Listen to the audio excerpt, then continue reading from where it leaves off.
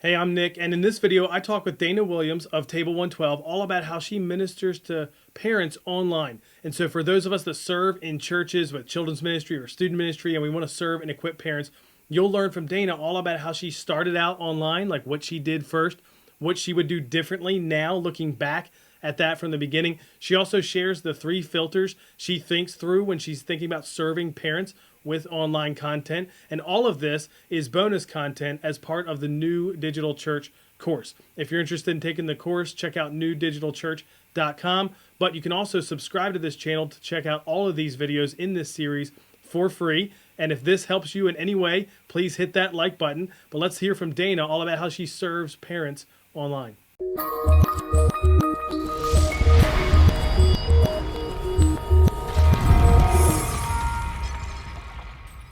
Hey, Nick Blevins here with Dana Williams. Welcome, Dana. Hi, thanks so much for having me. It's good to see You you. bet. Yeah, same here. Tell us about you, your family, and Table 112. Absolutely. So, as you said, my name is Dana Williams. I live in Houston, Texas with my husband of 21 years and our two teenagers. We've got bookends. So, one at the tail end of being a teenager, he's 19, and then one just beginning as a teenager, she's 13. So, they are, they're my life, just like any other person who has a family. Like I just love them so much. I am a family ministry veteran of more years than I care to admit. But I started out in student ministry, actually stepped away into the corporate space for a little while, worked for Chevron corporate, and then tried my hand at some entrepreneurship doing social media marketing when God called me back into ministry through children's ministry. So, and I worked my way up the ranks through children's ministry and then ended up becoming a next gen pastor. So overseeing birth through high school at my most recent church that I was at. In that role, I met some people who saw my love for Jesus and my passion for the family and equipping parents who really wanted to help me launch a ministry directed specifically to parents. And so that's where Table 112 came from. Now, what is Table 112? Well, it's this organization that is created because I realize that most parents feel like they're failing. And especially in a season like a pandemic where there's no manual for how to parent in a season like this. And the other thing is we have this pressure that our kids are only young once. And so I've been unleashed to create tools for parents as a resource to ministry leaders to help inspire a generation of parents so that they can lead better and have a lasting influence with their kids. Because I believe that, like kids, parents they need circles where they're seen and they're loved and they're encouraged to grow. And so if every parent is inspired, they're going to lead better. They're going to have lasting influence. And I think that when parents live inspired, their kids thrive. So that's a little bit about me, my family, and my ministry. Well, tell us about Table 112, the name, and how it got started, because we're talking about churches leveraging digital. And I thought it'd be great to hear your story about starting Table 112. It's a digital, basically, ministry. Yeah. So you had to launch that from scratch and grow it, and there's patience and persistence. And anybody who's launched anything digitally knows this. And a lot of churches are realizing we've got to do more digitally in family ministry, especially. So tell us about Table 112, the name, and like how you got it started. Yeah. So there was a season where before this even started, I felt God's call to build a table. And there's something about being around a table and, like I said earlier, looking in each other's eyes that helps us in our discipleship process. And so the word table was going to be obvious. Now, 112 usually leaves people scratching their heads, but here's the story behind that. When I went to go work for Chevron, they handed me keys to the entire 40-story building. It used to be the Enron building, for those who care about that kind of stuff, but they handed me keys to the building and a radio. And the radio, they said, your number is 112. Well, I grew up in the home of a police officer, so we had a radio on all the time. To me, it was background noise, like a train or a grandfather clock. Like, I didn't hear it because it wasn't meant for me.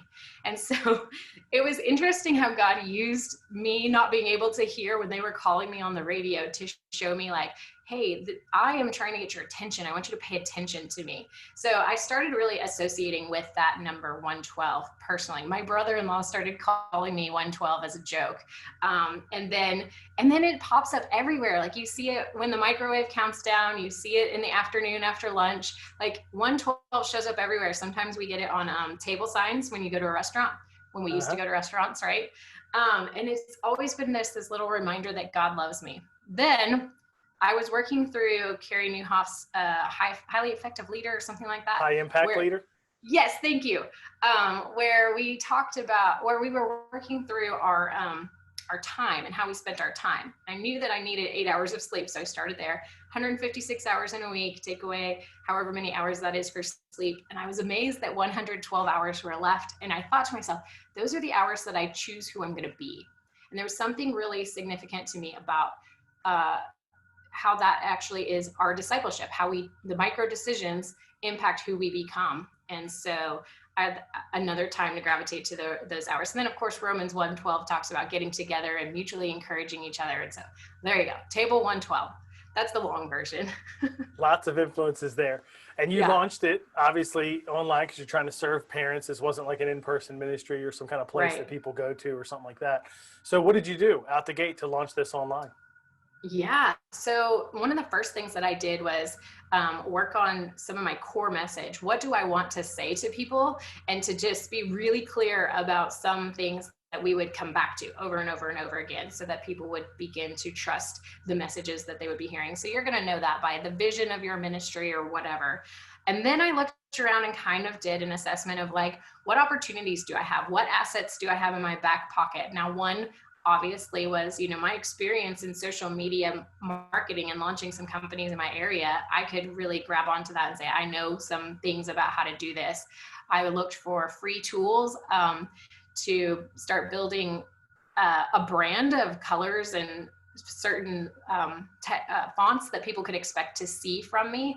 And then I looked for, where are the doors open? And one door that happened to open just randomly was a friend from my last church said, hey, I've got a podcast studio. You're trying to start something. If you want to start a podcast, it is all yours. So I had no excuses. It was just kind of like, okay, God, like you dropped this opportunity in my lap to do something with. And so then I had to start asking God, like, what do you want me to do with that? And so God planted a seed of an idea to spark meaningful conversations between parents and teens. So just taking advantage of the things that were in my hands and being really scrappy with what was available to me, because while I was receiving a salary from the foundation that we began, I did not have any kind of operational budget. So just being super creative and scrappy and building connections with other people is huge. Social media is meant to be social. So talk to people, go to their stuff and like their stuff, celebrate them. I think that there's a lot about that part of it and participating in what other people that you want to engage with are doing. Yeah. What channels and like what social media platforms did you start on, and has any of that changed? I mean, we're a little over a year, I think, in. And like, what have you learned as you've been engaging on social media? So I love Instagram, and I think that a lot of the generation that is raising kids right now is on Instagram. And so that was one place I knew I wanted to invest a lot of time. I also knew that Facebook is kind of a place where a lot of people land. So those were two primary ones. Since then, I've branched out into video. I found, just based on interaction with people, that people like it when I make videos. I do a 2-minute Tuesday and I get a lot more comments on that than other things. So I'm like, okay, well, I'm going to adapt. And so I'm actually currently exploring with more videos. So I started a YouTube channel and actually have taken the podcast and put it on YouTube. It's a lot less edited than the audio version of it. But, some people like to see things and they like to see the expressions on your faces and that sort of thing. And so, so it's expanded. I'm on Twitter. I don't see a lot of engagement from parents on Twitter, and LinkedIn as well. I guess I see a little bit more engagement from men on LinkedIn. Maybe they spend more time there. So I don't know. I just keep making sure that I'm kind of spending a little bit of time, but definitely feeding Instagram a lot and using IGTV there. So. What does your like rhythm look like? Do you have like this plan? Like when I launch a podcast, I do these 5 things, or or every week I do these things, and how much of it is it that planned in like a system, and how much of it is just natural interaction, like you're talking about interacting with other people? So I'm guessing you don't plan that, but maybe you do. What does that look like? So it's changed over time. I think as I began, there was, like everybody, when you begin, it's ugly. And so you have to assume that it's going to be ugly when you start, and just kind of get over it and have that ugly beginning. And then as you go, figure out what you're good at and what people like to hear from you. And so for me, I did need some structure, and I actually kind of developed a plan of, here's what I'm going to do on Monday, Tuesday, Wednesday, Thursday, or like a cycle of things that I would work through that I wanted to get to. And that helped me to fill in the blanks. So I knew that I would want to give a quote from somebody about parenting, or I'd want to give a verse or something like that, and then maybe some kind of a personal story. And so I was filling in blanks like that as I developed my content calendar. And even that, it's shifted from season to season as I'm learning and I'm growing. And so now that content calendar has actually I've pulled back the planned stuff, and I'm kind of doing a little more off the cuff things every day at 1:12 in the afternoon. The 1:12 is intentional. Anything you can do to get a hook in people's minds, like, oh, I remember this. We used to do young life meetings in college, and it always started at 7:17, because then kids remembered what time they were supposed to show up. I'm like, pulling from wherever, and just trying things and seeing what clicks with people. Yeah. How about, what have you learned in that year plus since you've been doing it? I imagine that's been hard. One of the things I wanted you to speak into is just the challenge of building something online. At the time we're recording this, you may have even seen, like I've seen, Jon Acuff has gotten on YouTube a lot more and built his own channel up. And he had that funny comment that when he was starting out, his wife told him, I don't know if you're humble enough for this, because like building on YouTube, for instance, was going to be new, whereas he had 100,000 plus followers already on other platforms. And I think that's probably been true. Now, because of his platforms, he could grow it faster than most. But for most people, most church leaders, starting from scratch, it's hard. It's an uphill climb. You got to be patient. It's a long game, right? So what have you learned about that, and how have you managed that? So we have this different perception of online engagement than we do of in-person engagement. Where in person, if I'm sitting across the table from one person having coffee and pouring into them, we consider that meaningful. But for some reason online, if we consider one like or something like that, like we don't value it as much. But realizing that when I'm talking or sharing something, that there is another person on the other end of that ministry. And even, in video, I picture somebody that I'm telling a story to or sharing a thought with. And that helps me to engage with them a little bit more. And I think that on the other end, just realizing that if this changes one person's life, it's worth it, right? And so that helps me to keep going on days when I'm like, is anybody even listening to this? And so that helps with keeping the long game, and remembering that just because I spoke it into this space and maybe no one was there to hear it now, because of the nature of social media, people can come back and they can see it later. And they may go looking for the thing that was hashtagged with that exact thing that you were speaking into 2 months ago, but today it's relevant for them. And so realizing the words don't just go away because you said it and it was at a different time than when somebody needed it. That's one of the benefits of this kind of ministry. Yes, it's just like evergreen or long lasting or whatever. And YouTube, I'm sure, I'm not certainly a veteran YouTube person, but that's what you hear is you got to help it grow. You got to put in the work for a long time. And then you can start to see some of that later. And I think YouTube needs to know that you're going to be there for the long haul. And if we're going to send traffic your way, it's going to matter. People are going to want to see that stuff, but they don't necessarily believe that right away with your first video or your 15th video or something like that. Exactly. And I'm still in that season for YouTube. So it's a new thing to me, but just staying consistent with it. You can believe that this will be here. We shifted our kids content onto YouTube and it's building. And, my preschool director was noting that, obviously she subscribed to the channel and it recommended one of the videos to her. And she was asking about that. And I said, that's part of it with YouTube. If you subscribe, it will, and it's kind of random, like the algorithm, when it recommends to you, while we're sitting here talking, it recommended I watch our church's service from last week, which I did, just not on YouTube. You know what I mean? And Yeah, so there's some of that we can't control, but if we just keep creating the content, that'll help it grow for sure. Is definitely. there anything like what's it like now with you and your social media and online presence and engagement, things like that, that might be different from 3 months in? And is there anything you've learned along the way? Yeah, I think that people's need for hope is maybe even more pronounced now.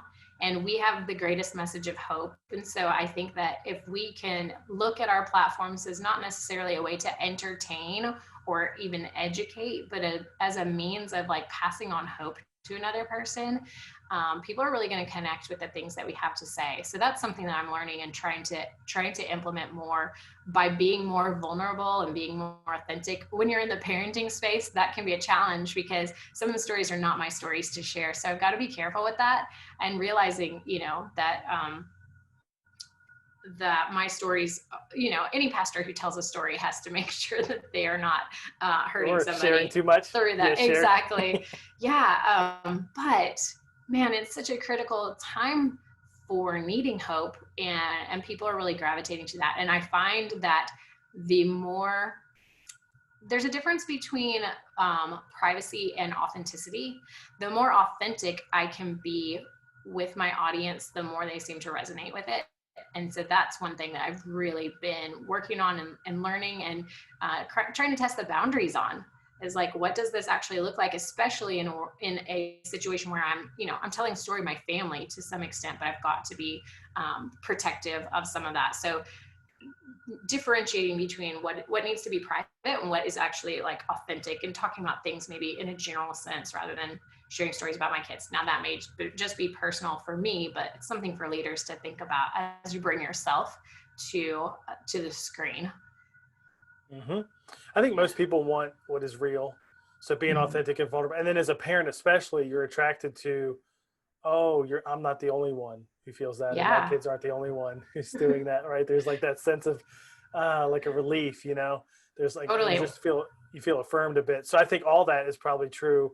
And it probably helps you too. And here's what I want to do. I want to shift gears a little bit, because we've been having a conversation about kind of the strategy and online and digital and how you've leveraged social to create this new thing. And churches are doing a lot of the same thing with their whole church and certain ministries and children's ministry and student ministry. But I just want to shift gears a little bit and talk about like Table 112 and what you do and what are some of the topics you discuss and how does that help parents, and for people listening, how can they listen and follow and subscribe and all that stuff. So tell us about what to expect with Table 112 for parents. Yeah. So there are 3 foundational thoughts that I try to filter everything that I'm sending out through. And that is that I want to encourage parents to start with me. If we're going to lead our kids anywhere, we've got to be leading ourselves into a closer relationship with Jesus, into healthier behaviors and patterns, like into all of these things that we know are good for our kids, but we have to go there first. So start with me is something that you're going to hear all the time as we talk about different parenting scenarios or situations that we're entering into. The other thing that I'm going to encourage parents to do is to partner in community. And this kind of ties in really closely with the idea that Orange has of widening the circle and inviting other people in to speak into our kids. But also realizing that as parents, we need that for ourselves. I need to sit across the screen or the table from you and to be able to say, oh yeah, me too. And to realize that none of us really have vanilla kids. Like our kids are flawed humans just like we are. And to be protective of them in that, but also to realize like that I hate to use this term, but like the village is so important for not only our kids, but also for us. And then the last thing that I'm going to do is I want to empower parents to engage their kids.